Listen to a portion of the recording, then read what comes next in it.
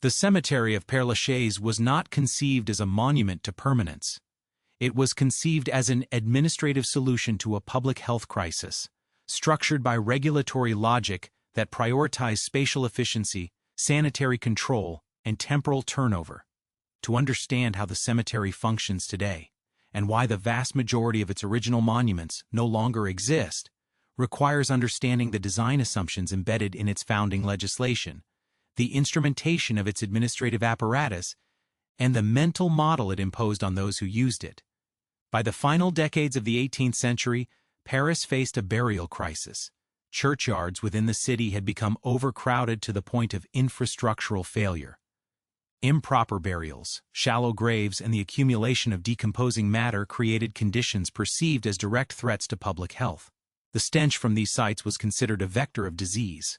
In 1780, the cemetery of Les Innocents collapsed, spilling human remains into adjacent cellars. The event catalyzed regulatory intervention. In 1786, the French government suppressed churchyard burials and began transferring remains to what would eventually become the catacombs of Paris. The Ancien Regime had initiated reform, but it was Napoleon who systematized it. On May 21, 1804, the cemetery of Mont-Louis opened on the former estate of François de Lachaise, 2 kilometers east of Paris city limits. The site was quickly renamed Père Lachaise. 3 weeks later, on June 12, 1804, the imperial decree of 23 prairial and 12 was issued from the Palace of Saint-Cloud. This decree did not merely establish Père Lachaise, it established a national burial system, applicable across all cities and towns within the French Empire. The decree's articles constructed a regulatory framework that would shape funerary practice for the next 2 centuries. The spatial regulations were explicit. Article 4 proscribed burials within public spaces or buildings utilized by the living, with 2 exceptions: the Church of Saint-Denis, designated as the resting place of emperors, and the Church of Sainte-Geneviève, the Pantheon, reserved for great officers of the empire. All other burials were to occur in designated cemeteries located at least 35 meters from municipal borders. Article 5 mandated that all future burials take place within separate plots, each at least 1.5 meters deep and 80 centimeters wide, with a minimum of 30 centimeters between each plot on all sides. These specifications were not arbitrary. They were derived from contemporary medical and sanitary theory, which posited that decomposition required containment and that proximity risked contagion. But the most structurally consequential regulation was temporal, not spatial. Article 6 of Title I stated that burial plots would rotate on 5-year cycles. The opening of burial pits for new interments would occur only after 5 years had elapsed. Consequently, the terrain designated for burial sites was required to be 5 times larger than the space necessary to accommodate the presumed annual number of deaths. This was the core operating assumption: land as a renewable resource, burial as a temporary claim, and the cemetery as a managed inventory system. The decree distinguished between 3 categories of burial concession. Communal burial territory was provided free of charge to all citizens, regardless of class or religion, but guaranteed occupancy for only 5 years. After 5 years, the plot could be reopened and reused. Concessions temporaires. Temporary concessions were private land concessions that could be purchased and renewed to avoid state recuperation. Concessions à la perpetuite, concessions for life, were intended to grant the concession holder perpetual rights to the plot, subject to continuous maintenance by direct descendants. The system acknowledged economic stratification, but imposed temporal discipline on all categories except the perpetual. This temporal structure had profound implications. It meant that the cemetery was never designed to preserve monuments in aggregate. It was designed to preserve only those monuments whose concession holders maintained active financial and familial commitment. For the majority of burials, those in communal territory or non-renewed temporary concessions removal was not a failure of the system. It was the system functioning as intended. The instrumentation of this system was administrative, not mechanical. There were no sensors, no gauges, no automated alerts. Instead, the system relied on record-keeping, legal notifications, and municipal oversight. Each concession was documented with a number, a duration, and a renewal schedule. Families were notified of expiration through official correspondence. Failure to respond triggered a procedural pathway, declaration of abandonment, public notice, and eventual recuperation by the state. The process was bureaucratic, not dramatic. It was designed to be routine. The design philosophy behind Père Lachaise reflected broader Napoleonic rationalization efforts. Just as the metric system standardized measurement and the civil code standardized law, the cemetery system standardized death. It imposed order on what had been chaotic, decentralized, and unsanitary. It treated burial as a public service requiring regulation, cost recovery, and spatial planning. The cemetery was not a sacred garden, it was infrastructure. This rationalization extended to the monuments themselves. The decree did not mandate specific funerary forms, but it created economic and spatial constraints that shaped what could be built.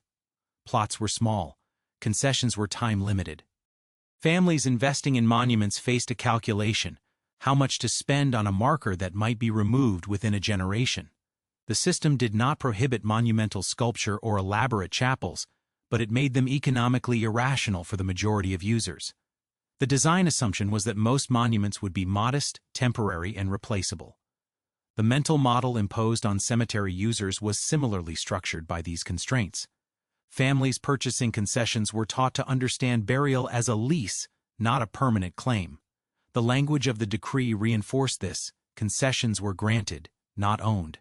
Perpetual concessions were intended to last indefinitely, but even these carried conditions. Abandonment, defined as 30 consecutive years without maintenance or descendant contact, could trigger state recuperation, even for perpetual plots. The system assumed that memory, like the body, would decay. It assumed that families would dissolve, that lineages would end, that cultural memory would fade. The cemetery was designed to accommodate this inevitability. What operators, in this case, families and cemetery administrators, were expected to monitor was not the physical state of the grave but the legal state of the concession. Renewal dates were the critical parameter. Missing a renewal deadline had immediate consequences. The plot entered a procedural queue for removal. The system provided indicators, written notifications, public postings, but these indicators reported administrative status, not the cultural or emotional significance of the monument. A plot could be historically important, architecturally significant, or emotionally vital to a living community and still be subject to removal if the administrative conditions were not met. The pressurizer analogy from nuclear systems is instructive here. In a pressurized water reactor, the pressurizer maintains system pressure and provides a buffer volume for thermal expansion. Operators monitor pressurizer level as a proxy for reactor coolant inventory. But pressurizer level does not directly measure what is happening in the reactor core. It measures a related parameter that, under normal conditions, correlates with core state. When conditions become abnormal, when voiding occurs, when two-phase flow dominates, the correlation breaks down. The indicator remains functional, but it becomes diagnostically misleading. In the cemetery system, concession status functions similarly. It was a proxy indicator for cultural memory and monument preservation. Under normal conditions, active families maintained plots, renewed concessions. The system worked. The indicator correlated with the underlying state. But when conditions became abnormal, when families dispersed, when economic resources failed, when cultural priorities shifted, the correlation broke down. The indicator still functioned. It still reported concession status accurately. But it no longer represented what mattered: the historical, architectural, or cultural significance of the monument. The design assumption was that significance and concession status would remain aligned. Families would maintain culturally important monuments. Descendants would renew significant concessions. Abandonment would occur only for monuments that no longer mattered. This assumption held for a subset of the cemetery's population: famous figures, wealthy families, monuments with institutional backing. But for the majority, the assumption failed. Families emigrated. Economic conditions changed. Wars disrupted lineages. Monuments that were culturally significant at the time of their creation became administratively abandoned within a generation. The cemetery's spatial organization reinforced these dynamics. The site was divided into sections, each assigned a letter designation.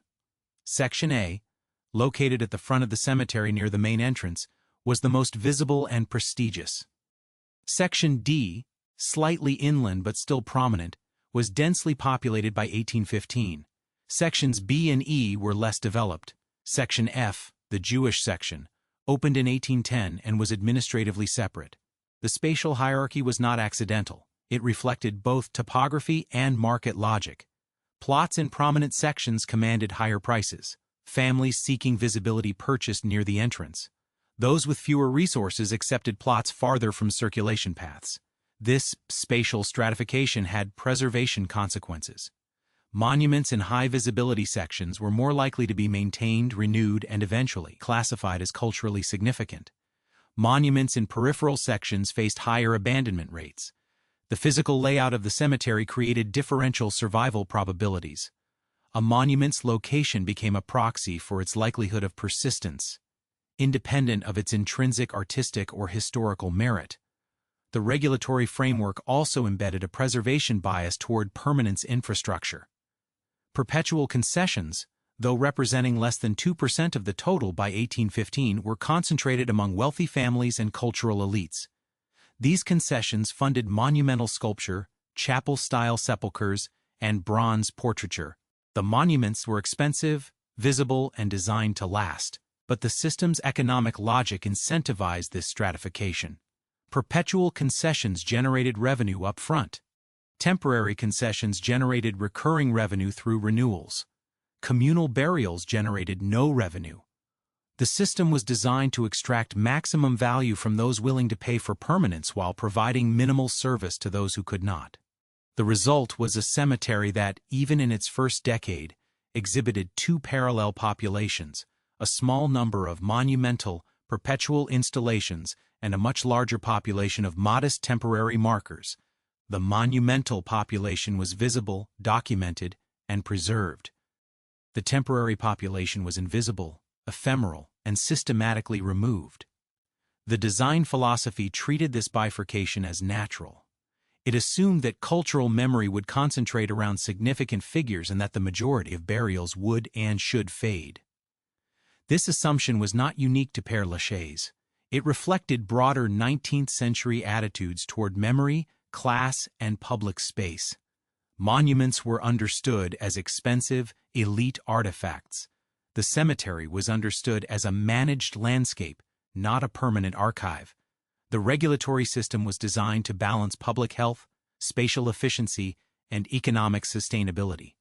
Preservation was a secondary concern, applicable only to the subset of monuments whose concession holders could afford it. But the assumption contained a hidden vulnerability. It assumed that the criteria for cultural significance would remain stable, that the families and institutions maintaining perpetual concessions would persist, and that administrative abandonment would not affect monuments of genuine historical importance. These assumptions held under stable conditions. They failed under disruption. And disruption was inevitable. Wars, economic crises, social upheaval, and demographic shifts all destabilized the continuity assumptions on which the system relied. By 1924, the French government recognized this vulnerability. The law of January 3, 1924, granted municipalities the authority to recuperate any perpetual or 50-year concession deemed to be in a state of abandonment. The law codified what had been implicit in the original decree. Perpetuity was conditional, not absolute. Even monuments intended to last forever could be removed if the administrative conditions maintenance, descendant contact, financial commitment were not met. The system's temporal discipline extended even to its most privileged category. This legal evolution revealed the core contradiction in the cemetery's design. The system promised permanence to those who could afford it, but it defined permanence administratively, not culturally. A monument could be architecturally significant, historically important, and artistically exceptional and still be removed if no direct descendant maintained the concession. The indicator concession status was functioning correctly, but it was reporting the wrong parameter. It was optimized for administrative efficiency, not cultural preservation. The mental model imposed on families and administrators by this system was fundamentally reactive. Families monitored renewal dates. Administrators monitored abandonment thresholds. Both groups operated within the parameters the system made visible: legal status, financial obligations, procedural timelines.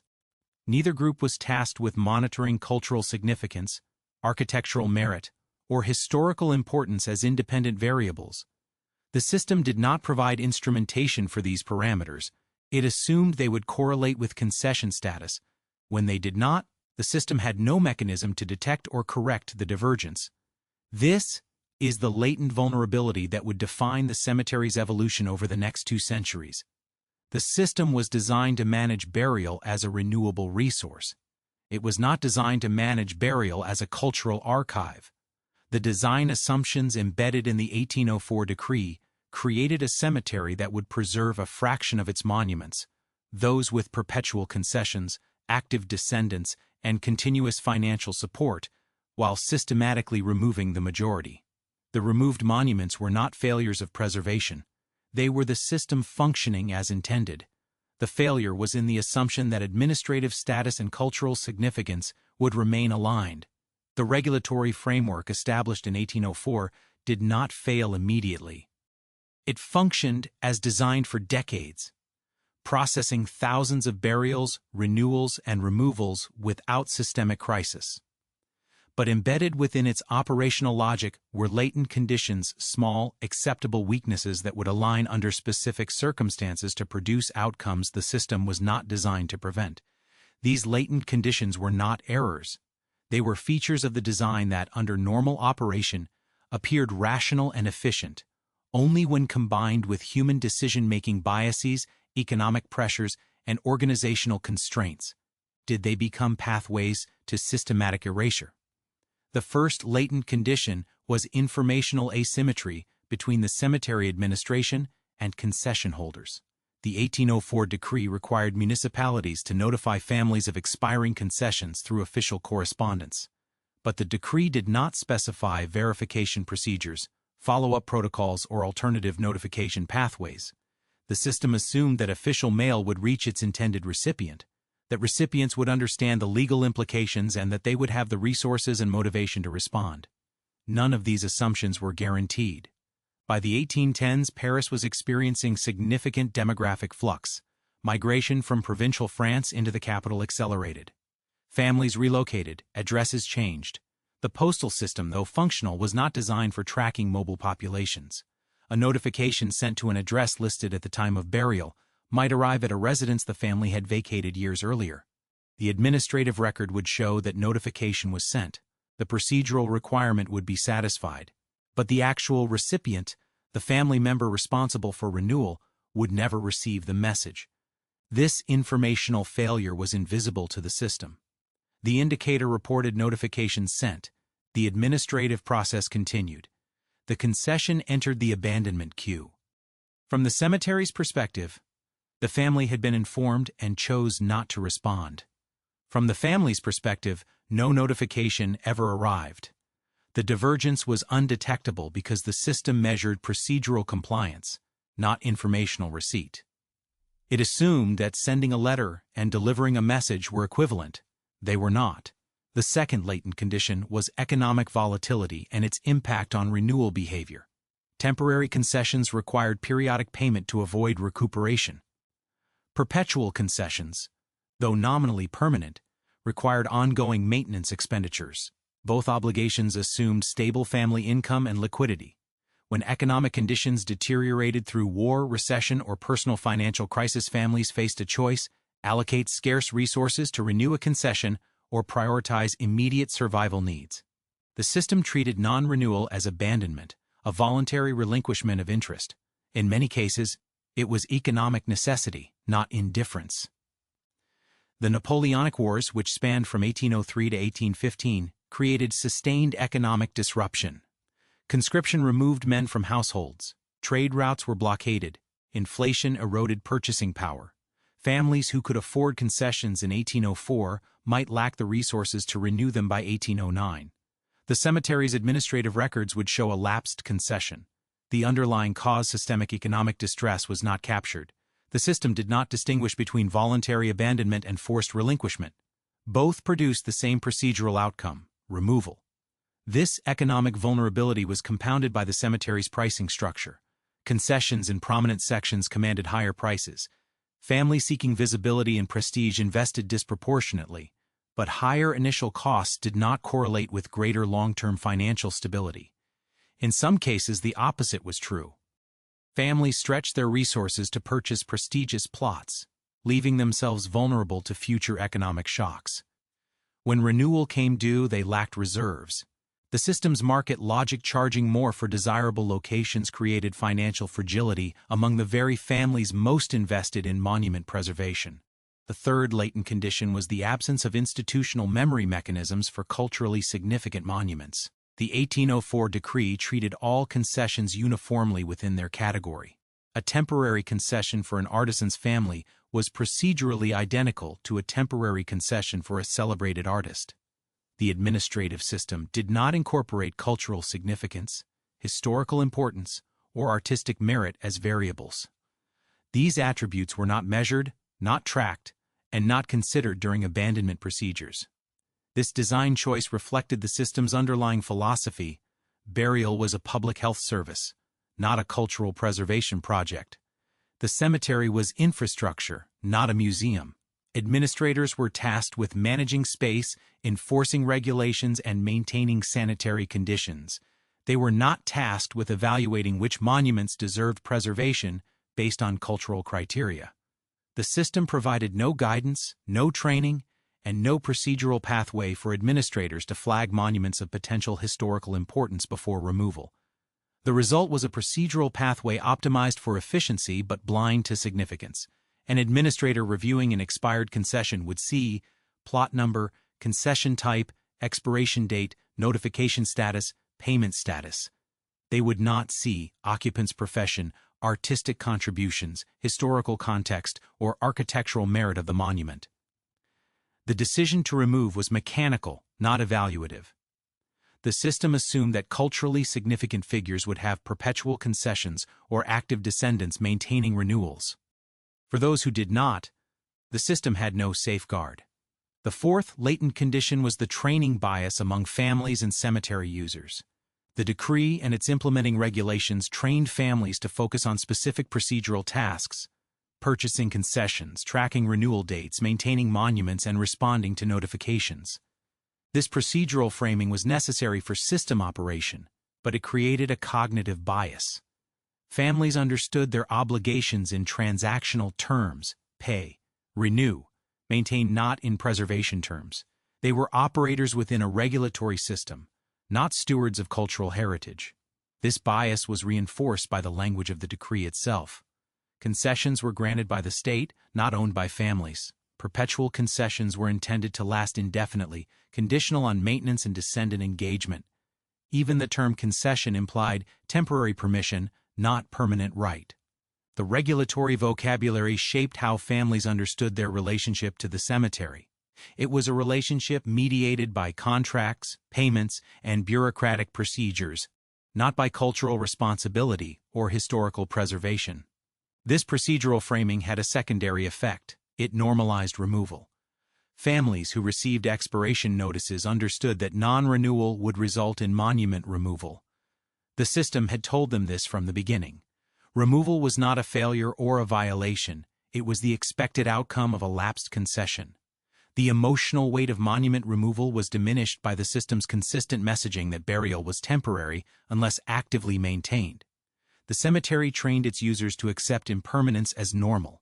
The fifth latent condition was the alarm system's design constraints, or more accurately, the absence of an alarm system. In engineered safety systems, alarms alert operators to abnormal conditions requiring intervention. The cemetery's administrative system had no equivalent. There were no alerts for monuments of potential cultural significance approaching abandonment. There were no escalation procedures for architecturally important structures at risk of removal. There were no cross-checks between concession status and historical records. The system operated on a binary logic: concession active or concession expired. Within each category, all cases were equivalent.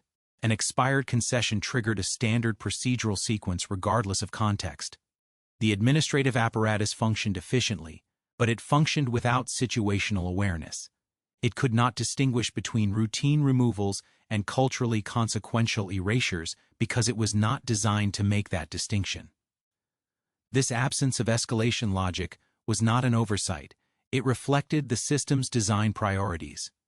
Escalation mechanisms introduce complexity, require judgment, and slow processing. The cemetery system prioritized throughput and consistency. Uniform procedures reduced administrative burden and prevented favoritism. But they also prevented adaptive response.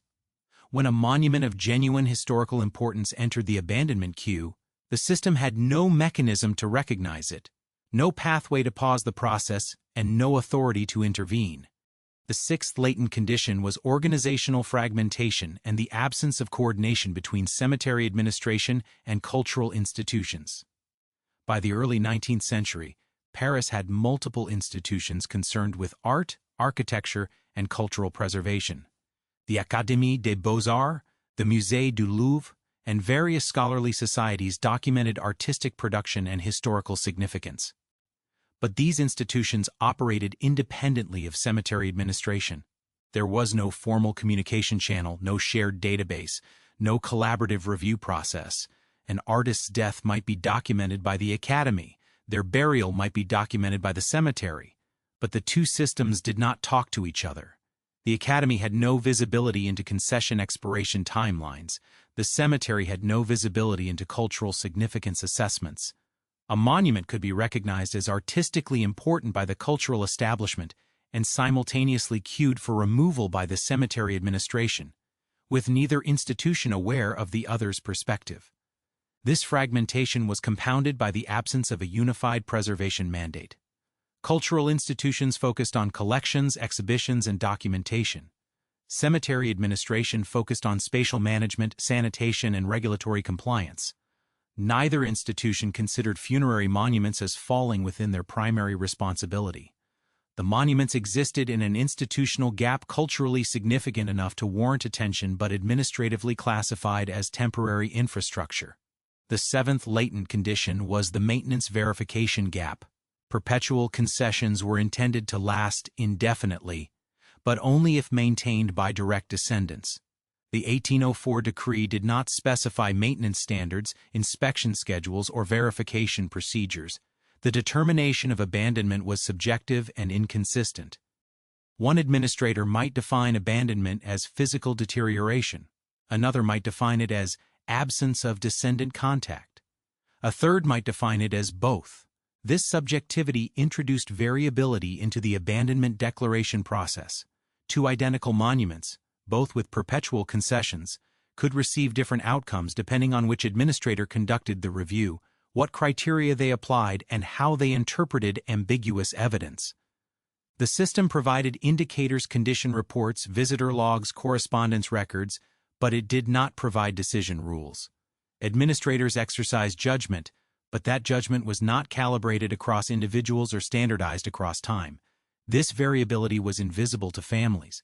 A family maintaining a monument according to their understanding of the requirements might be shocked to receive an abandonment notice. From their perspective, they had fulfilled their obligations. From the administrator's perspective, the monument exhibited signs of neglect. The gap between subjective interpretations had no resolution mechanism. The family could contest the decision, but the system provided no clear standard against which to adjudicate the dispute. The eighth latent condition was the procedural bias embedded in removal logistics. Once a monument was declared abandoned and entered the removal queue, the physical act of removal became a logistical task assigned to laborers and contractors. These workers were not trained in art history, architecture, or cultural preservation. They were trained to clear plots efficiently. The removal process involved dismantling monuments, salvaging reusable materials, and preparing the plot for reassignment. This procedural framing treated monuments as material inventory, not as cultural artifacts. A marble headstone was assessed by weight and salvage value, not by artistic merit or historical significance. Ironwork was evaluated for scrap metal content, not for design quality. The removal process was optimized for resource recovery, not for preservation optionality. Once the removal order was issued, the monument's fate was determined by economic logic. Could components be resold? If yes, they were salvaged. If no, they were discarded. The 1815 engraving of Père Lachaise, published in Vues de Paris et des Environs, captures this reality with striking clarity. In the lower right corner of the image, a pile of recently removed headstones sits in front of what appears to be a marble worker's warehouse and studio. The stones are stacked haphazardly, discarded inventory awaiting reprocessing. Pedestrians stroll past without apparent concern. The image is not dramatic. It is mundane. It depicts removal as routine, as an expected feature of the cemetery's operational landscape. This normalization of removal had profound psychological effects. Families visiting the cemetery would see these piles periodically. They would understand, viscerally, that monuments were temporary. The visual evidence reinforced the system's messaging: burial is temporary unless actively maintained. The piles functioned as a feedback loop, training users to accept impermanence. They also signaled economic opportunity. Marble workers, stone masons, and salvage contractors understood that the cemetery generated a steady supply of materials. Removal was not only procedurally normal, it was economically productive. The ninth latent condition was the demographic assumption embedded in perpetual concession logic. Perpetual concessions assumed direct descendant lineages would persist indefinitely, but lineages end. Families emigrate. Descendants die without heirs. Wars disrupt continuity. The system treated these outcomes as individual failures, abandonment due to negligence, rather than as statistically inevitable outcomes of demographic processes. By the early 20th century, this assumption's limitations became undeniable. The First World War killed millions of young men, severing lineages wholesale. Families that had maintained concessions for 3 or 4 generations lost their last male heir. Concessions lapsed not due to indifference, but due to demographic obliteration. The system, designed for peacetime stability, had no mechanism to accommodate catastrophic demographic disruption. The procedural logic continued unchanged. No descendant contact for 30 years equals abandonment. The underlying cause, industrial-scale mortality, was not recognized as a systemic variable. The 10th latent condition was the preservation paradox embedded in monument design economics. Families investing in elaborate monuments faced a calculation: spend more now to create something durable, or spend less on a modest marker acceptable for the concession duration. The system incentivized the latter. For temporary concessions, expensive monuments were economically irrational. The investment would be lost within 5 to 15 years. For perpetual concessions, expensive monuments were rational only if the family was confident in multi-generational descendant continuity. This economic logic biased monument populations toward 2 extremes: very modest temporary markers and very elaborate perpetual monuments. The middle-range monuments, of moderate cost, reasonable artistic merit, and historical interest, but without perpetual concessions, was systematically underrepresented. These monuments were too expensive to justify for short-term concessions, but too risky for families uncertain about long-term continuity. The system's incentive structure shaped not only which monuments survived, but which monuments were created in the first place. The 11th latent condition was the absence of photographic or comprehensive documentation prior to removal. When a monument was declared abandoned and scheduled for removal, the cemetery administration did not photograph it, measure it, or document its inscriptions beyond what was already in concession records. The monument simply disappeared. No archive captured what was lost. No record allowed future reconstruction or historical study. This documentation gap reflected the system's priorities. Monuments were administrative items, not historical artifacts. Once removed, they were no longer the cemetery's concern. The procedural file could be closed, the plot could be reassigned, the system moved forward. But the absence of documentation had preservation consequences that extended beyond the individual monument. It erased evidence. Future historians seeking to understand 19th-century funerary practices, artistic production, or demographic patterns would encounter a survivorship-filtered dataset. They would see only what remained, not what had been removed. The 12th latent condition was the linguistic and literacy barrier affecting working-class families.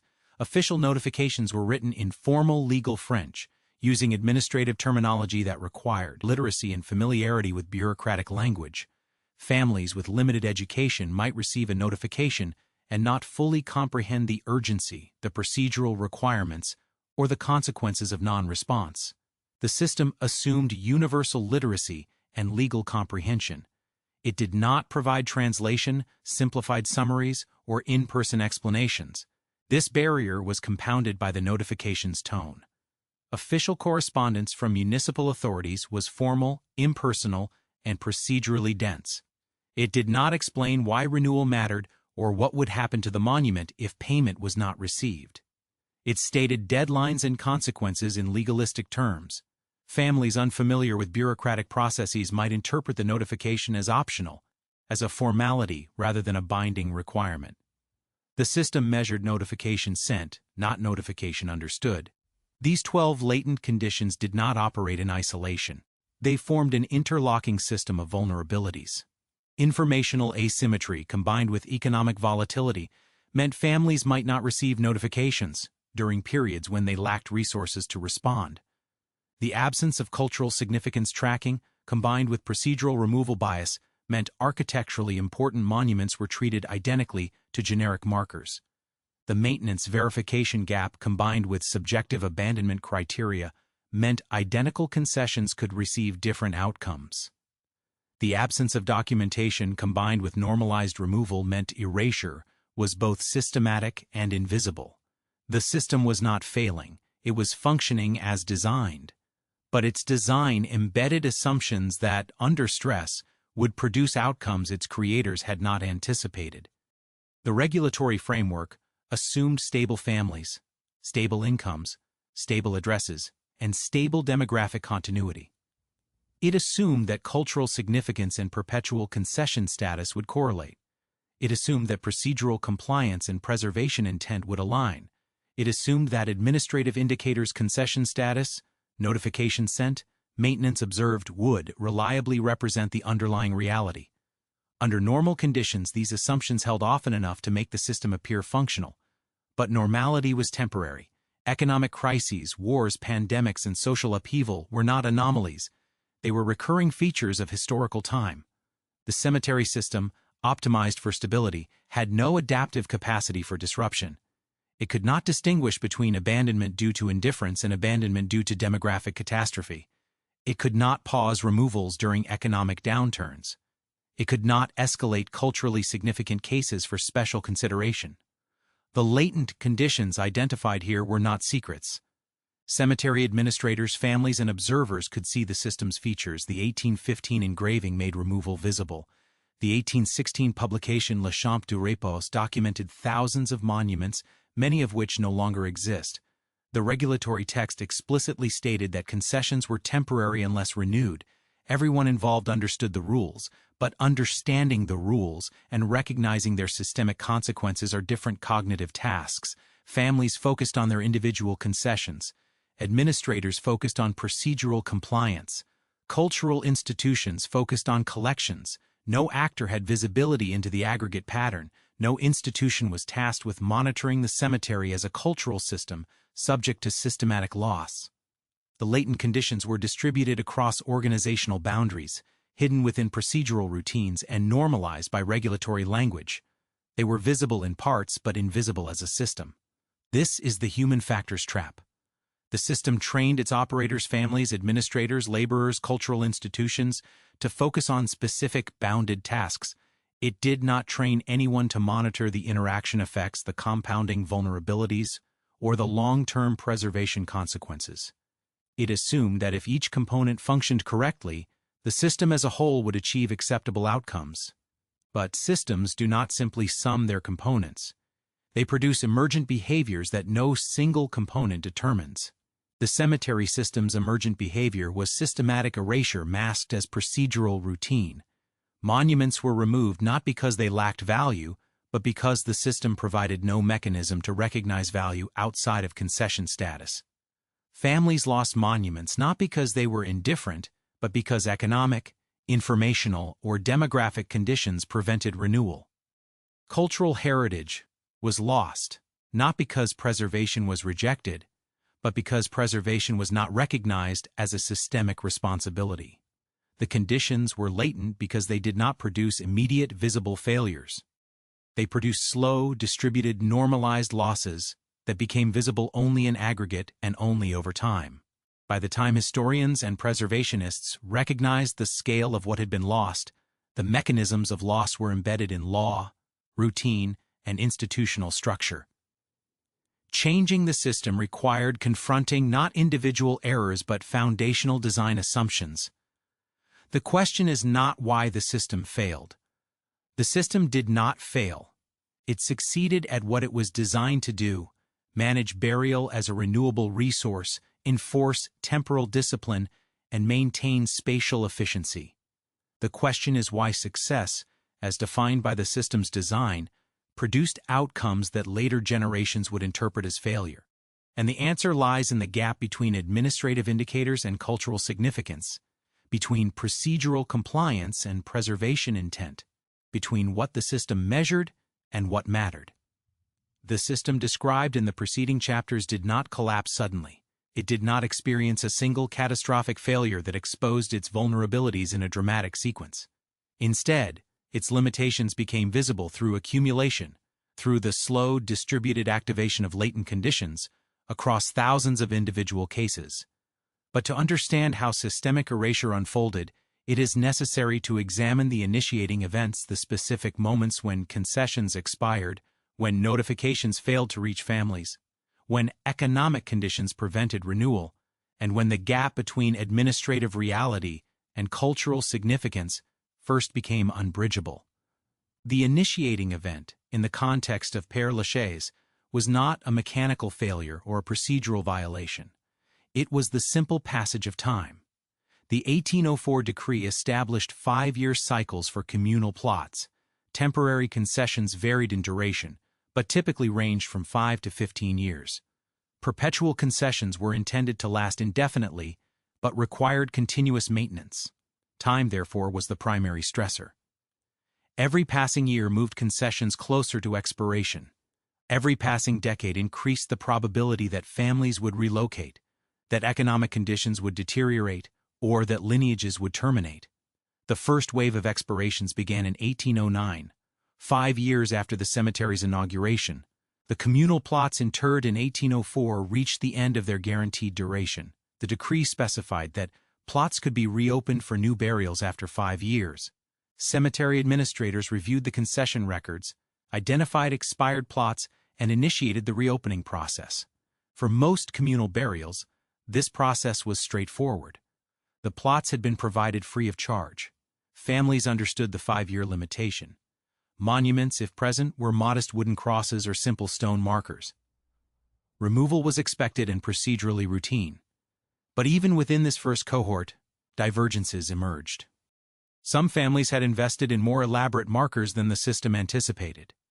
A modest marble headstone inscribed with care represented significant expenditure for an artisan family. The system treated it identically to a wooden cross. The concession expired. The marker was removed. The family, if they visited after the removal, found the plot reassigned. The administrative records showed procedural compliance, expired concession, notification sent, plot reopened. The family's experience was different: an investment lost, a memorial erased, with no prior understanding that their marker would be removed so quickly.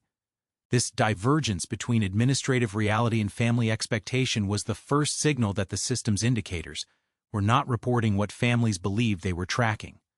Families understood concessions as time-limited, but they interpreted the limitation as applying to burial rights, not necessarily to monuments. The distinction was subtle but consequential. A family might accept that the plot could be reassigned, but still expect their marker to remain, relocated perhaps, or archived. The system made no such accommodation. Markers were tied to plots. When the plot was reassigned, the marker was removed. The administrative logic was clear. The family's assumption was reasonable but incorrect.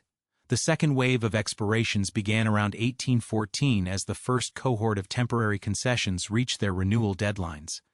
These concessions had been purchased, not granted freely. Families had paid for extended duration. The system's expectation was that families who invested initially would renew to protect their investment. For many, this expectation held. Renewal notices were sent, payments were received, and concessions were extended. The system functioned as designed, but for a subset of families, renewal did not occur. The reasons varied. Some families had relocated and never received the notification. Others received it but lacked the financial resources to pay the renewal fee. Still others received it, had resources, but decided the expenditure was not justified. The system recorded these outcomes identically: non-renewal, concession lapsed, abandonment declared. The administrative apparatus processed each case through the same procedural pathway. The plot was marked for recuperation. The monument was scheduled for removal. The critical divergence occurred in cases where non-renewal was not voluntary abandonment but forced relinquishment. Consider a family that purchased a temporary concession in 1809 during a period of relative prosperity.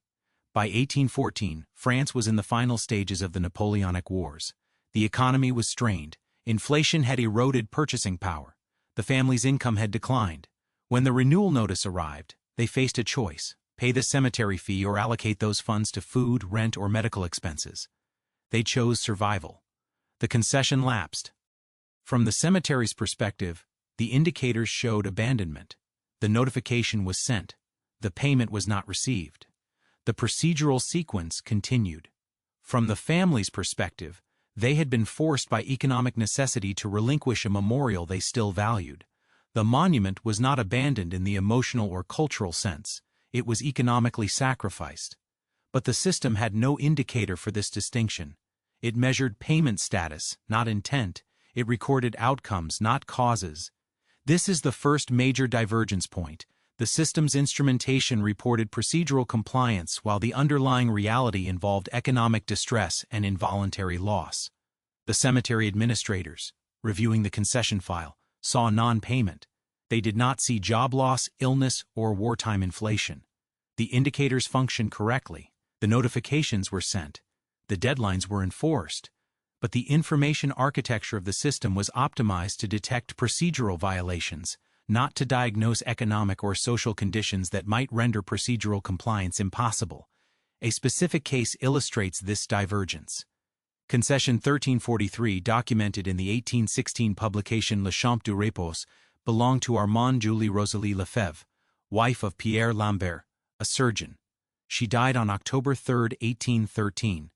Her monument was described as having an inscription in gold letters on slate marble, marker of moderate expense and care. The concession was located in Section D, a prominent area of the cemetery. By 1815, the monument was still present and documented, but the publication provided no indication of whether the concession was temporary or perpetual. If temporary, the concession would have faced renewal sometime between 1818 and 1828. If the family did not renew, the monument gold letters on slate marble would have been removed. The surgeon's household would have had moderate income, sufficient to purchase a marble monument initially. But surgical income was not guaranteed. Economic downturns reduced demand for medical services outside of emergency care. If Père Lambert experienced income decline, disability, or death, the household's capacity to renew the concession would have been compromised. The monument could be removed, not because the family ceased to care, but because they ceased to have resources. The administrative record would show non-renewal. The cultural and emotional significance of the monument would be invisible to the system. This pattern replicated across hundreds of cases. The Le Champ de Repos volumes documented 2,121 monuments present in Père Lachaise by the end of 1815. Of these, fewer than 2% were explicitly marked as perpetual concessions. The remaining 98% were temporary or communal, meaning they faced expiration and renewal requirements. Given the economic volatility of the 1810s and 1820s, a significant fraction of these families would have experienced conditions that prevented renewal, unemployment, illness, death of the primary earner, emigration, or wartime disruption. The system's indicators could not distinguish between a family that chose not to renew and a family that could not renew. Both cases produced the same signal, lapsed concession. The procedural response was identical, removal, but the underlying conditions were fundamentally different. One represented a voluntary decision to discontinue investment, the other represented systemic economic failure beyond individual control. The system treated structural economic distress as individual abandonment because it had no indicator to detect the difference. The third divergence point involved informational receipt failures. The notification system assumed that official mail sent to the address listed in the concession record would reach the family, but the address listed was often the address at the time of burial, which might be 5, 10, or 15 years out of date by the time of renewal. Paris, in the early 19th century, experienced rapid demographic flux. Families relocated frequently. Rental housing turned over. Street names changed. Postal infrastructure, though functional, was not designed to track mobile populations. A notification sent to an outdated address would be returned to the cemetery administration or simply lost. The administrative record would show notification sent, no response received. The procedural pathway would continue, abandonment declared, removal scheduled. The family, unaware that their concession had expired, might visit months or years later and find the plot reassigned and the monument gone. From their perspective, the removal was unexpected and unexplained. From the administration's perspective, the family had been notified and chose not to respond. This informational asymmetry created a perverse outcome. Families who maintained emotional and cultural attachment to a monument could lose it through a purely logistical failure, mail not delivered, that the system interpreted as voluntary abandonment. The indicator notification sent was functioning correctly. The notification was in fact sent, but the indicator measured administrative compliance, not informational receipt. The system assumed the two were equivalent. They were not. The fourth divergence point involved the subjective interpretation of maintenance for perpetual concessions. The 1804 decree required perpetual concessions to be maintained by direct descendants to avoid abandonment. But the decree did not define maintenance standards. Was an annual visit sufficient? Was physical cleaning required? Did weeds need to be removed? Did cracks need to be repaired? Did iron grillwork need to be repainted? The answers were not specified. Cemetery administrators exercised judgment in evaluating maintenance. One administrator might inspect a monument, observe weathering and minor vegetation growth, and conclude that these were natural aging processes consistent with outdoor sculpture. Another administrator might observe the same conditions and conclude that the monument was neglected. Both administrators were applying reasonable interpretations of maintenance, but their conclusions diverged. The first would not declare abandonment, the second would. Families, unaware that their maintenance practices were being evaluated, might believe they were fulfilling their obligations. By visiting periodically and ensuring structural integrity, they might not realize that cosmetic deterioration, lichen growth, weathering, stains, settling could be interpreted as evidence of neglect. When an abandonment notice arrived, they would be genuinely surprised. They had maintained the monument according to their understanding. The administrator's understanding was different. The system provided no objective standard to resolve the discrepancy. This subjectivity introduced variability into outcomes that families experienced as arbitrary. Two families with identical monuments and identical visitation patterns could receive different abandonment determinations, depending on which administrator reviewed their concession. The system's lack of standardization meant that procedural outcomes depended partly on individual judgment, not solely on objective conditions. Families had no reliable way to predict whether their practices would be deemed sufficient. The fifth divergence point involved the absence of cultural significance indicators in the abandonment review process. When an administrator reviewed an expired or potentially abandoned concession, the file contained concession number, plot location, concession type, purchase date, renewal dates, if applicable, payment records, and correspondence. It did not contain occupant's profession, artistic contributions, historical context, architectural merit of the monument, or public recognition. An administrator reviewing concession files in batch might process 20 or 30 cases in a single session. Each file received a procedural evaluation: notification sent, payment received, maintenance observed. If the answers were no, no, and no, the concession was declared abandoned.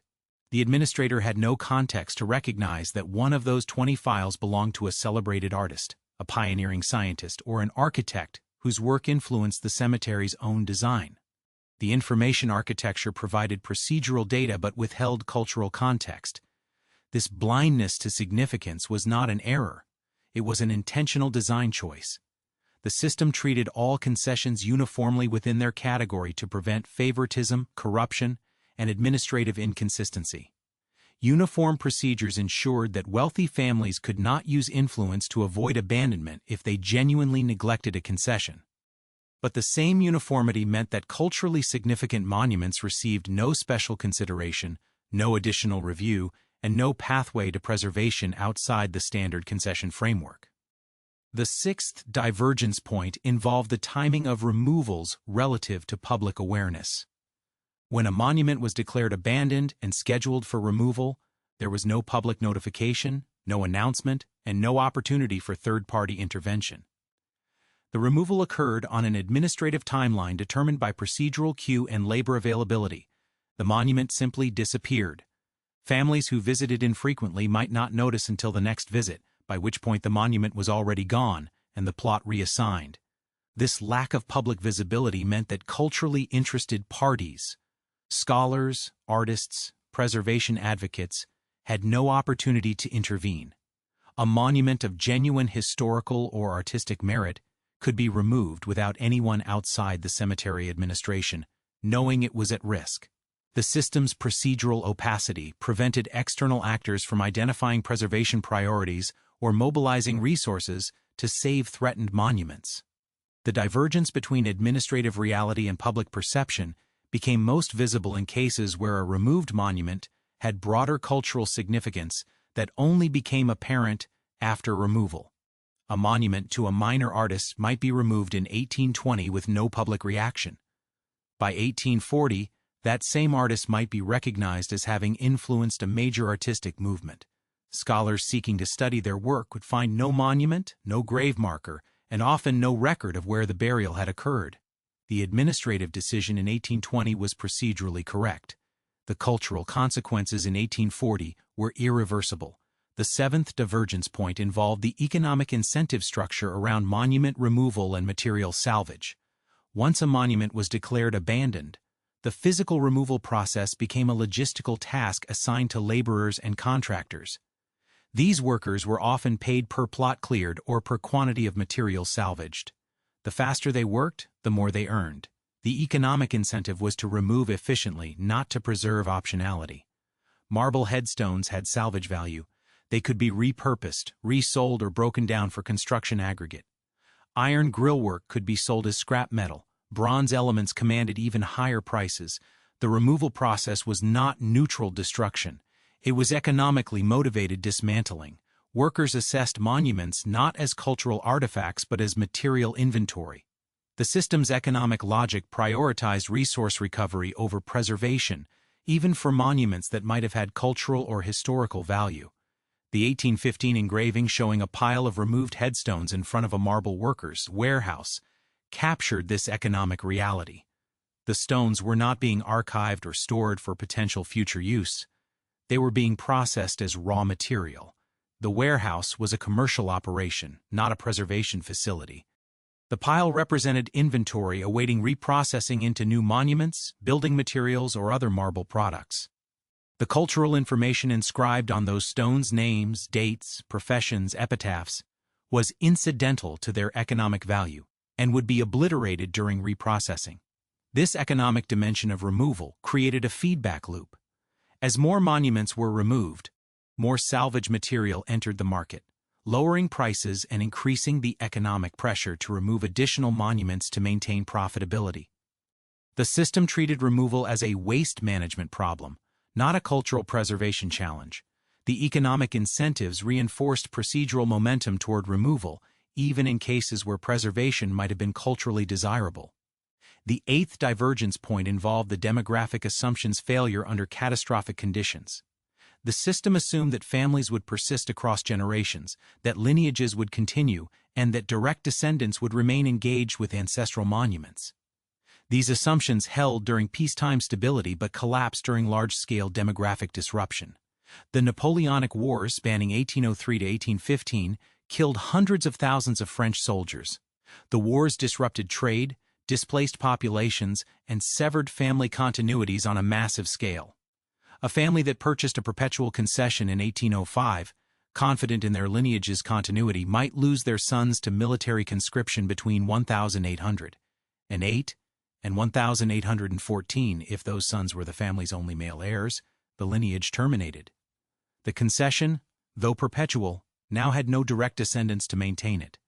The system's logic treated this as abandonment. The demographic catastrophe that caused the lineage termination was not recognized as a systemic variable. The procedural response was identical to cases of voluntary neglect, abandonment declared, removal scheduled. This demographic vulnerability was not limited to war. Epidemics, famines, and economic collapse all produced similar effects. A cholera outbreak could kill multiple family members within weeks. An economic depression could force emigration.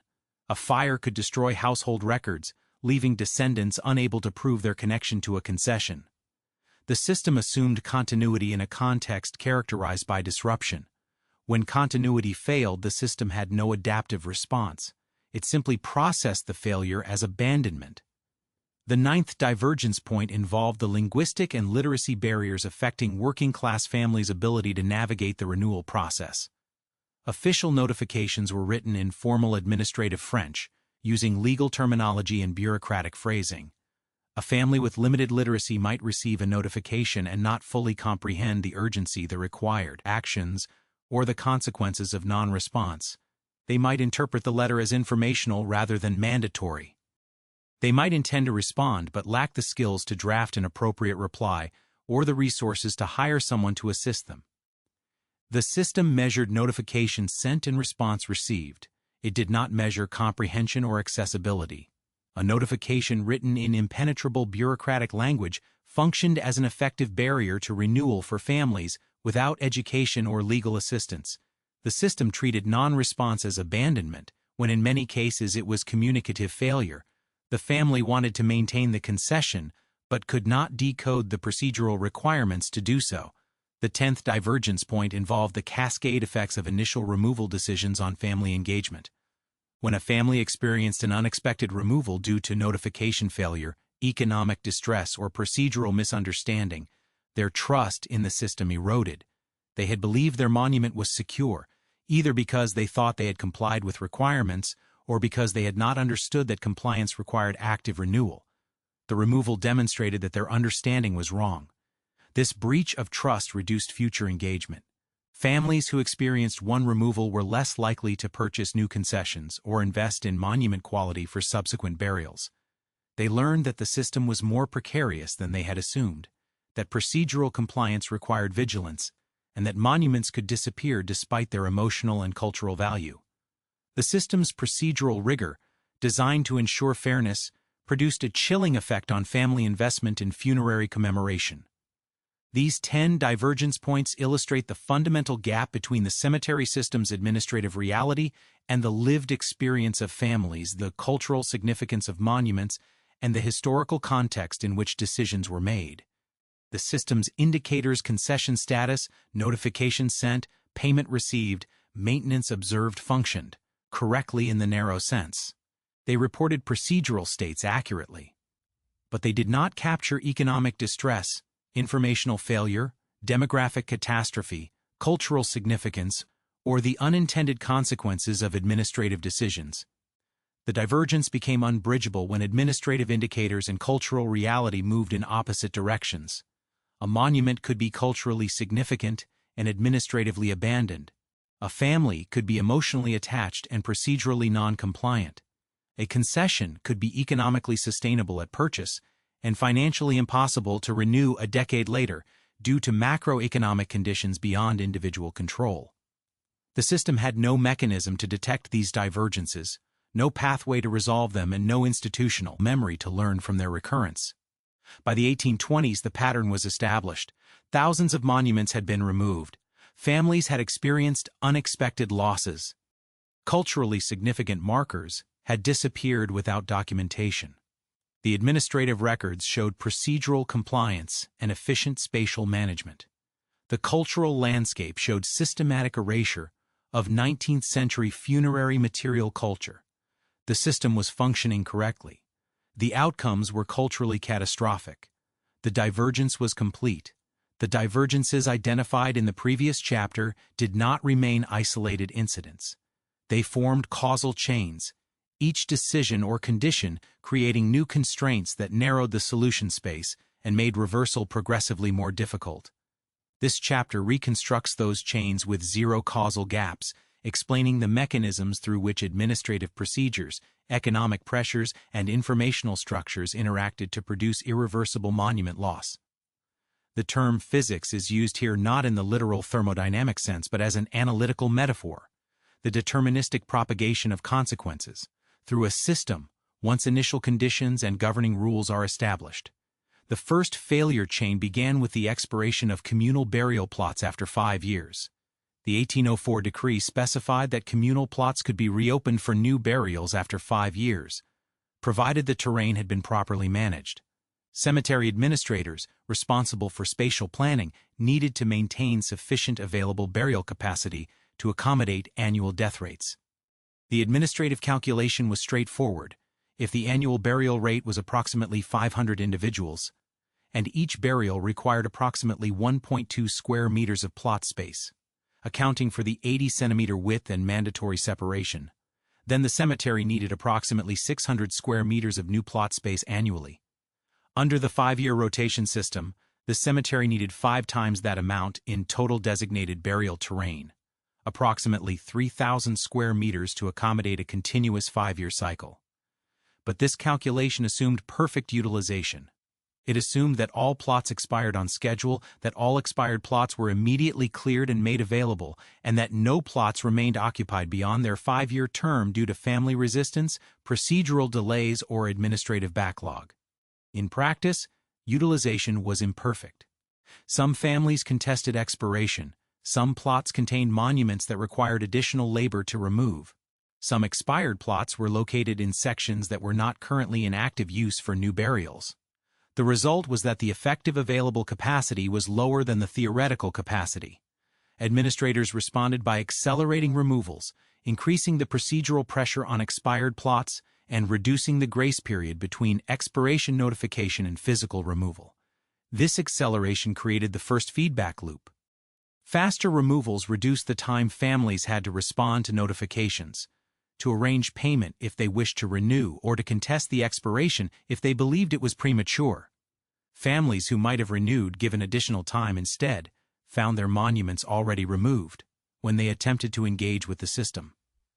The administrative logic was rational: maintain capacity, prevent backlog, ensure spatial availability. The consequence was to reduce family agency and increase involuntary losses. The second failure chain involved the economic dynamics of temporary concession renewals. Families purchasing temporary concessions paid an initial fee for a defined duration, typically 5 to 15 years.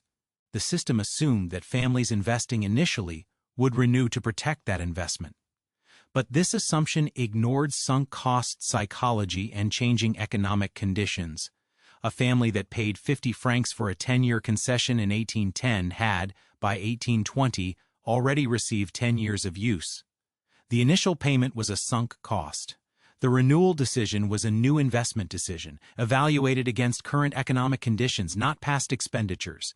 If economic conditions in 1820 were worse than in 1810 due to war, inflation, unemployment, or personal financial distress, the family might rationally decide that the renewal fee was not justified, even though they had valued the concession initially. The system interpreted non-renewal as abandonment, implying that the family no longer valued the monument. In many cases, the family still valued the monument but could not justify the expenditure given competing survival needs.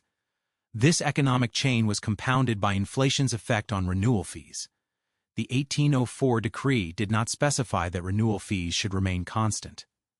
Cemetery administrators, facing their own budgetary pressures, adjusted fees periodically to reflect inflation and operational costs.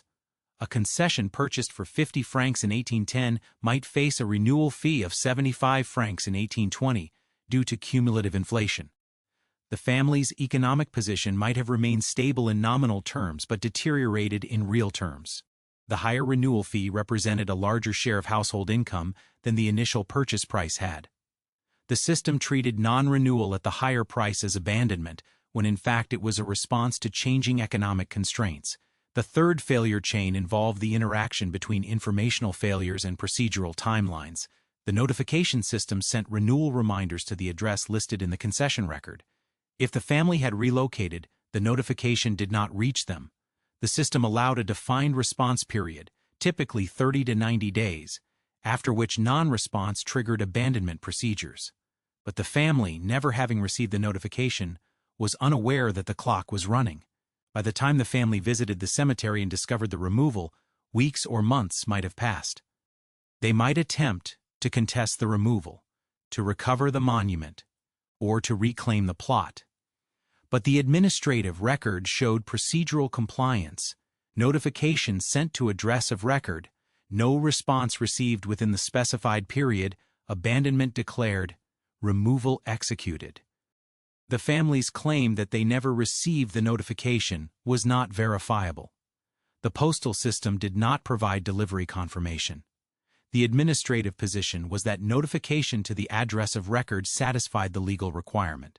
The family's options at this point were limited. They could file a formal complaint, but the complaint would require demonstrating that the administrative procedure was flawed, not merely that they did not receive the notification. They could attempt to repurchase the plot, but if it had already been reassigned to a new concession holder, repurchase was impossible. They could request return of the removed monument, but monuments were often dismantled or salvaged within days of removal. By the time the family engaged, the physical artifact no longer existed in recoverable form. This chain illustrates an irreversibility threshold. Once the removal was executed, the opportunity to preserve the monument was lost. The family's delayed awareness, caused by informational failure, meant they could not intervene before the irreversible step. The system's procedural timeline was optimized for administrative efficiency, not for accommodating communication failures. The result was that informational asymmetry translated directly into irreversible loss. The fourth failure chain involved the compounding effects of multiple expired concessions within a single family. Many families maintained concessions for multiple deceased relatives, parents, children, siblings. If economic distress prevented renewal of one concession, it likely prevented renewal of all concessions. The family faced a choice: renew all concessions and sacrifice other necessities, renew some concessions and accept partial loss, or renew none and accept total loss. The psychological burden of this choice was significant. Choosing which relative's monument to preserve and which to abandon imposed an emotional cost that the system did not recognize.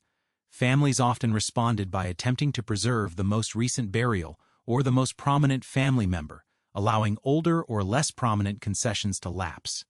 The result was fragmented family commemoration. A family that had maintained a unified burial plot for a generation saw it systematically dismantled, one expired concession at a time. This fragmentation had archive consequences. Genealogical research, historical demographic studies, and familial memory all relied on continuity of burial records. When a family's monuments were partially removed, the remaining monuments no longer provided complete information. Future descendants seeking to reconstruct family history would find gaps, missing generations, and incomplete data. The administrative records might preserve names and dates, but the physical monuments, which often included additional inscriptions, occupational details, and relational information, were lost. The fifth failure chain involved the interaction between monument design choices and salvage economics. Families investing in monuments faced a design decision: invest in durable materials and elaborate forms, or invest in modest markers acceptable for the concession duration. The 1824 data, documented in Recherches statistiques sur la ville de Paris, showed that among over 13,000 Christian burials that year, only 11% of monuments cost more than 100 francs. Less than 4% of total expenditure went toward sculptural elements. The vast majority of monuments were modest markers in the 20 to 50 franc range. These modest monuments, simple headstones, wooden crosses, slate markers, had minimal salvage value. When removed, they were often discarded rather than salvaged. Their economic value did not justify the labor required to dismantle, transport, and reprocess them. But this lack of salvage value also meant they received no documentation. Elaborate monuments, with their marble, bronze, and ironwork, were carefully dismantled to recover materials. In the process, some documentation might be created: material inventories, salvage receipts, reprocessing records. Modest monuments simply disappeared. This economic bifurcation created a documentation bias. The small percentage of elaborate monuments that were removed left some archival trace. The large majority of modest monuments left none. Future historians studying monument removal would encounter evidence of elaborate monument processing but no evidence of the thousands of simple markers that constituted the cemetery's majority population. The archive itself was shaped by salvage economics, not by historical significance or demographic representativeness. The sixth failure chain involved the maintenance subjectivity problem and its escalation over time. The 1804 decree required perpetual concessions to be maintained but did not define standards. Early administrators applied lenient interpretations. Minor weathering, vegetation growth, and settling were understood as natural aging. Families visited periodically, removed debris, and ensured structural stability. This minimal maintenance was generally deemed sufficient. But as decades passed and concessions accumulated, administrative pressure increased. The cemetery's terrain was finite. Every perpetual concession that remained occupied reduced available space for new burials. Administrators facing capacity constraints began applying stricter maintenance interpretations. Weathering that was previously acceptable became evidence of neglect. Vegetation that was previously tolerated became evidence of abandonment. The standards shifted, but families were not notified of the shift. Families maintaining perpetual concessions according to early interpretations found themselves subject to abandonment declarations under later, stricter interpretations. They believed they had fulfilled their obligations. The administrative evaluation concluded otherwise. The discrepancy was not resolvable because the system provided no objective standard and no transparent communication of changing expectations. The result was that perpetual concessions, ostensibly permanent, became subject to de facto temporal limits determined by evolving administrative interpretation. The seventh failure chain involved the absence of third-party intervention mechanisms and the acceleration of cultural loss. When a monument of genuine cultural significance was declared abandoned, the system provided no pathway for intervention by scholars, preservation organizations, or cultural institutions.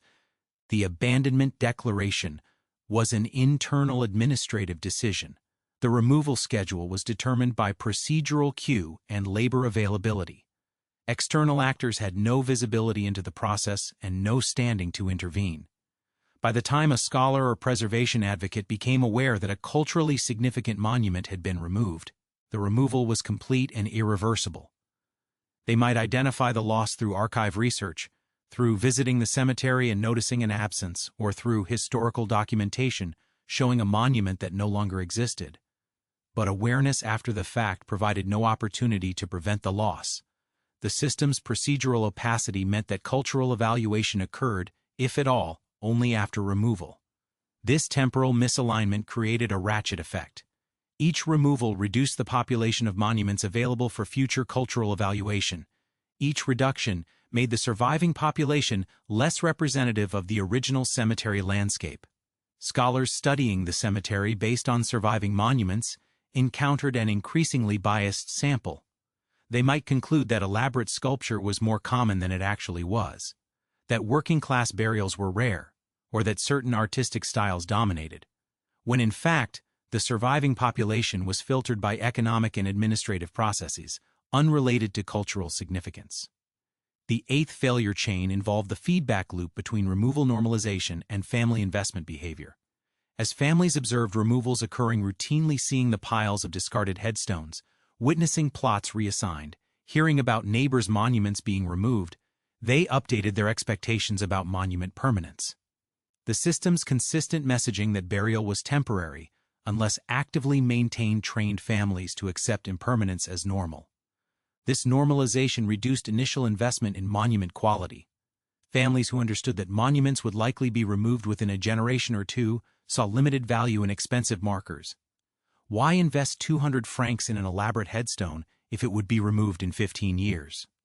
The rational response was to invest minimally, purchasing the simplest acceptable marker. This investment reduction meant that fewer elaborate monuments were created in later decades compared to the cemetery's early years. The result was a temporal stratification of monument quality. Early burials, when expectations of permanence were higher and the removal system's full implications were not yet apparent, received more elaborate monuments. Later burials, after families had learned the system's true temporal discipline, received more modest markers. The cemetery's landscape evolved not because aesthetic preferences changed, but because families rationally adapted their behavior to the system's revealed constraints. The ninth failure chain involved the demographic catastrophe pathway and its interaction with perpetual concession logic. The system assumed that families would persist across generations, that direct descendants would remain engaged, and that lineages would continue indefinitely. The First World War, from 1914 to 1918, obliterated this assumption. Millions of young French men were killed. Entire age cohorts were decimated. Families maintaining perpetual concessions for 3 or 4 generations lost their male heirs in a single 4-year period. The administrative response was procedural continuity. Concessions without descendant contact for 30 years were declared abandoned. The system did not distinguish between abandonment due to negligence and abandonment due to lineage termination caused by industrial-scale warfare. A family that had maintained a concession continuously from 1810 to 1914 and then lost all heirs in the war would be declared abandoned by 1944 if no contact occurred. The monument, potentially over a century old and of significant historical value, would be removed. This demographic failure chain was compounded by the war's impact on record-keeping. Many families lost not only their heirs but also their household archives. Documents proving concession ownership, payment receipts, and familial connections were destroyed in bombardments, fires, and displacement. Surviving distant relatives who might have maintained the concession could not prove their connection. The administrative system required documentation. Without it, claims were rejected. The monument was removed. The 10th failure chain involved the cascade from initial removal to comprehensive family erasure. When one monument in a family plot was removed due to non-renewal, the remaining monuments lost context. A monument to a father made more sense when adjacent to monuments for mother, children, and siblings. Isolated, it became a fragment. Families visiting the cemetery and finding partial removals often concluded that maintaining the remaining monuments was pointless. If the family grouping was already broken, why continue investing in the remnants? This psychological abandonment accelerated subsequent removals. Families who might have renewed under normal circumstances chose not to renew after experiencing partial loss. The system recorded this as voluntary abandonment. In fact, it was a response to the system's own prior removals. The initial removal triggered a cascade of subsequent abandonments, each one recorded as independent but actually causally linked. The family's monument cluster, which might have survived if maintained as a unit, was systematically dismantled piece by piece. These 10 failure chains illustrate the deterministic propagation of consequences through the cemetery system. Each chain began with a design assumption, an administrative procedure, or an economic constraint that appeared rational in isolation. Each chain produced outcomes that, while procedurally correct, were culturally or emotionally harmful, and each chain created conditions that made reversal progressively more difficult. The critical insight is that these chains were not failures of execution. They were emergent properties of the system's design. The cemetery system was optimized for spatial efficiency, procedural consistency, and administrative manageability. These optimization criteria created feedback loops, irreversibility thresholds, and cascade effects that the system could not detect or prevent. The physics of the system, the deterministic rules governing how concessions expired, how notifications functioned, how removals were executed, guaranteed that certain classes of outcomes would occur. A family experiencing economic distress during renewal would lose their monument not because they were careless, but because the system had no mechanism to accommodate economic volatility. A monument of cultural significance without a perpetual concession would be removed not because it lacked value but because the system had no indicator for cultural significance outside of concession status. A lineage terminated by war would see its ancestral monuments removed not because descendants were negligent, but because the system treated demographic catastrophe as individual abandonment. The point of no return for each chain was different. For economically distressed families, it was the moment when the renewal deadline passed and the plot entered the removal queue. For informationally isolated families, it was the moment when the notification failed to reach them and they lost awareness of the deadline. For culturally significant monuments, it was the moment when the concession expired and no external intervention mechanism existed. For demographically terminated lineages, it was the moment when the last heir died and no documentation existed to allow distant relatives to claim the concession. In each case, the system's procedural timeline and decision rules created windows during which intervention was possible, and thresholds beyond which loss became irreversible. The system did not monitor these thresholds. It did not provide warnings when monuments of potential significance approached expiration. It did not create pause points for additional evaluation. It simply processed cases according to rule, moving efficiently from expiration to notification to abandonment to removal. The mathematical inevitability of these outcomes becomes clear when considering the aggregate statistics. By 1815, over 2,100 monuments were documented in Le Champ du Repos. Fewer than 2% were perpetual. The remaining 98% faced expiration and renewal requirements. Over the subsequent decades, economic crises, wars, epidemics, and demographic shifts occurred multiple times. Each event increased the probability that families would fail to renew, that informational systems would break down, or that lineages would terminate. Even assuming a conservative non-renewal rate of 20% per generation, meaning 80% of families successfully renewed, the compound effect over 5 generations would reduce the surviving population to approximately 33% of the original. If the non-renewal rate increased to 30% during periods of crisis, the surviving population after 5 generations would be approximately 17%. The system's temporal discipline, combined with recurring external stressors, guaranteed systematic loss. The failure chains identified in this chapter were not anomalies. They were the system functioning as designed under realistic conditions. The cemetery was designed for stability, continuity, and procedural compliance. It encountered instability, disruption, and economic volatility.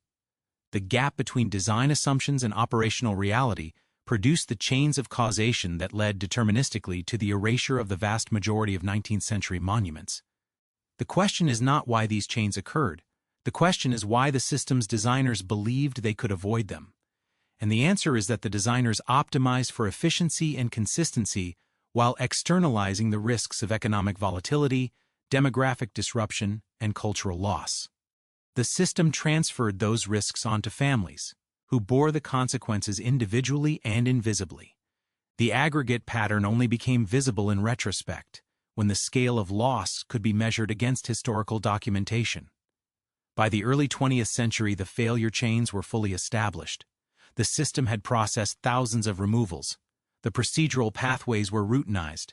The administrative apparatus functioned smoothly, and the cemetery's landscape bore almost no resemblance to its original composition.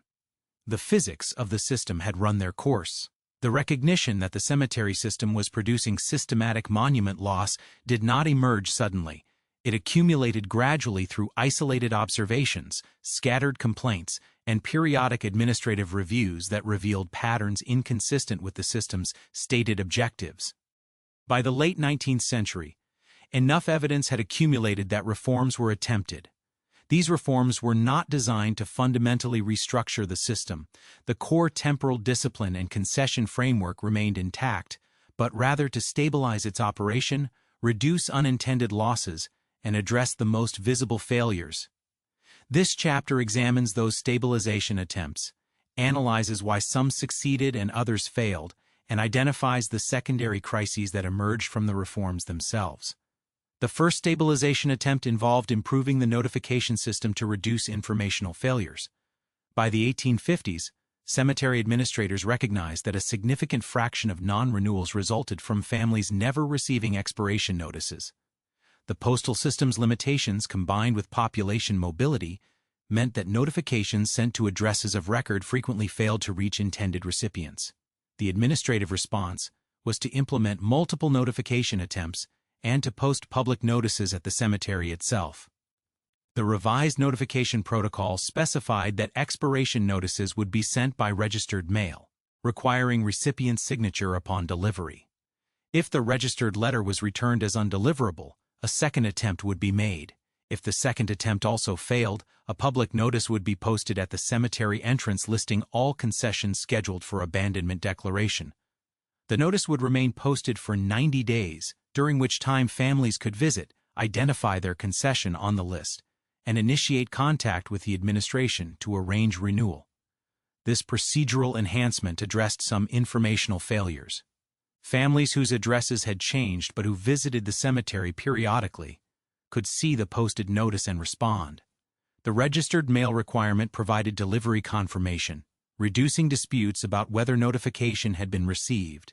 The administrative record could now distinguish between notification delivered, no response, and notification undeliverable, no alternate contact established.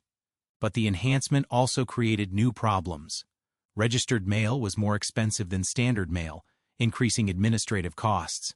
The requirement for recipient signature meant that notifications could not be delivered if no one was home, requiring the recipient to retrieve the letter from a postal facility. For working-class families with limited time flexibility, this retrieval requirement imposed a burden. Some families received the delivery notice but could not arrange time during postal facility operating hours to collect the letter. The notification was sent, but access was restricted by logistical constraints the system did not accommodate. The posted public notices had similar limitations. They were effective only for families who visited the cemetery during the 90-day posting period.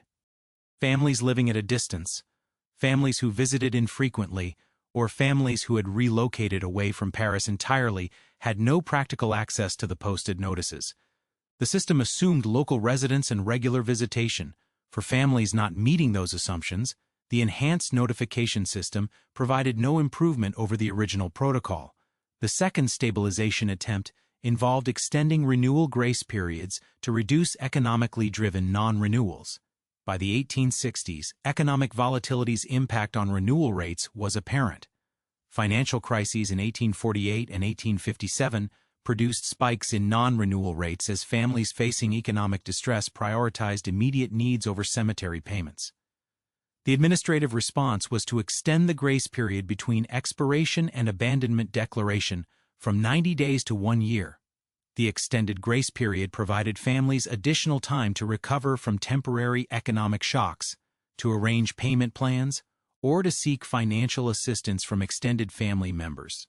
For families experiencing short-term unemployment or medical expenses, the additional time was sufficient to stabilize finances and complete renewal. Non-renewal rates during subsequent economic downturns showed moderate improvement, suggesting the policy achieved partial success. But the extension also created administrative complications. The 1-year grace period meant that plots could not be reassigned immediately upon expiration. They remained in a liminal state, technically expired, but not yet available for new concessions. This reduced the effective available capacity for new burials, forcing administrators to expand the cemetery's physical boundaries more rapidly than originally planned. The 1804 decree's spatial calculations assumed 5-year turnover. The 1-year grace period effectively converted the system to a 6-year cycle, requiring 20% more terrain to maintain the same burial capacity. The spatial pressure created by the grace period extension led to a secondary crisis: accelerated expansion into peripheral sections of the cemetery. These peripheral sections had poorer soil conditions, less desirable topography, and reduced visibility. Families purchasing concessions in these sections paid lower prices, reflecting the reduced desirability. But lower prices meant lower revenue per plot, reducing the cemetery's financial sustainability. The administration faced a choice: maintain the grace period and accept reduced revenue, or shorten the grace period to improve capacity utilization and revenue, but increase economically driven non-renewals. The administration chose a compromise. The grace period remained 1 year, but renewal fees were increased to compensate for reduced capacity utilization. The fee increase partially offset the revenue loss from slower turnover. But it also created a feedback loop. Higher fees increased the economic burden on families, potentially increasing non-renewal rates among cost-sensitive households. The grace period extension, designed to reduce economically driven non-renewals, was partially undermined by the fee increase required to fund it. The third stabilization attempt involved creating a classification system for culturally significant monuments. By the 1880s, scholars and preservation advocates had begun documenting monument removals and identifying cases where historically or artistically important works had been lost. The Société pour la protection des paysages et de l'esthétique de la France and similar organizations lobbied for a formal mechanism to protect significant monuments from removal regardless of concession status. The administrative response was the establishment of a Commission des monuments historiques du cimetière, tasked with reviewing concessions, approaching abandonment, and identifying monuments warranting preservation. The commission included representatives from cultural institutions, cemetery administration, and municipal government. It met quarterly to review a list of concessions scheduled for abandonment declaration and to recommend cases for classification as protected monuments. Classification as a protected monument suspended the abandonment process indefinitely. The monument would be maintained by the cemetery administration at public expense. The family retained no ownership rights but was relieved of maintenance obligations. The system created a pathway for culturally significant monuments to survive even when economic or demographic conditions prevented family renewal. The Commission processed approximately 80 to 120 cases annually, classifying 10 to 20% as protected. The selection criteria emphasized artistic merit, historical significance, and architectural innovation. Monuments by recognized sculptors, monuments to celebrated public figures, and monuments exhibiting exceptional design quality received priority. The Commission's work preserved several hundred monuments that would otherwise have been removed. But the classification system had significant limitations. The Commission could only review concessions that appeared on the abandonment schedule. Monuments whose concessions were being actively renewed, even if renewal was financially unsustainable for the family, were not reviewed. The system was reactive, not proactive.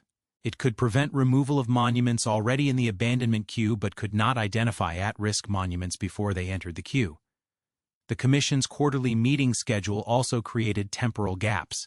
A concession might be declared abandoned, scheduled for removal, and physically removed between Commission meetings. By the time the Commission convened, the monument was already gone. The administrative workflow was not designed to pause removals pending Commission review. Administrators continued processing abandonments according to standard procedures. The Commission's review was supplementary, not integrated into the core workflow. The classification criteria also embedded biases. The emphasis on artistic merit and celebrated public figures privileged elite monuments over vernacular ones.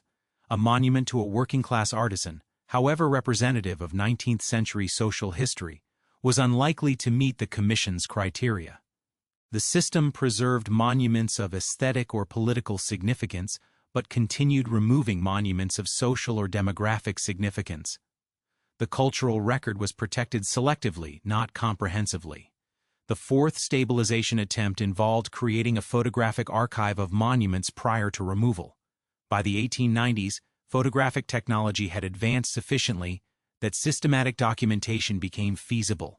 The Bibliothèque Nationale and the Musée Carnavalet initiated projects to photograph monuments scheduled for removal, creating a visual archive that would preserve at least the image even if the physical artifact was lost. The photographic documentation captured monument appearance, inscriptions, and contextual placement within the cemetery landscape. The archives accumulated several thousand images between 1890 and 1914, providing an invaluable resource for later historical research.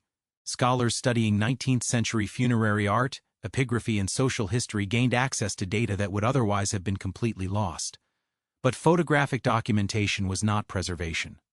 The images captured visual information but not material presence, spatial experience, or cultural context. A photograph of a monument could support scholarly analysis, but could not replace the monument's function as a site of memory, a focus for family visitation, or a component of the cemetery's evolving landscape. The documentation was a salvage operation, not a prevention strategy. The photographic archive also suffered from selection bias. Photographers prioritized aesthetically interesting monuments, architecturally complex structures, and historically notable graves. Simple headstones, modest markers, and vernacular monuments were underdocumented or ignored entirely. The archive, while valuable, reinforced the same biases embedded in the classification system. It preserved elite culture preferentially and allowed vernacular culture to disappear with minimal record. The fifth stabilization attempt involved establishing perpetual maintenance funds. By the early 20th century, the vulnerability of perpetual concessions to abandonment due to lineage termination or descendant dispersal was apparent. The 1924 law authorizing municipal recuperation of abandoned perpetual concessions made the problem explicit. Perpetuity was conditional, not absolute. Families seeking genuine permanence needed a mechanism to fund maintenance independently of descendant engagement.